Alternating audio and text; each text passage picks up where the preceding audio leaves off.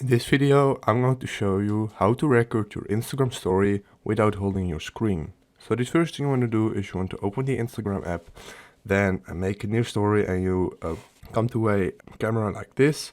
So down here are a lot of different options. So boomerang, normal, create, live, and there's also a hands-free option. So this works on iOS and Android as well. And you just want to swipe till you see hands-free. As you can see, I'm at hands-free right now, and I'm going to make a random video. And what this allows you to do, you can just hit the record icon one time, and now you can make an Instagram story hands-free. So you don't have to hold your screen while making a new story. So if this video helped you out, please leave a like, please subscribe, and see you next time. Bye.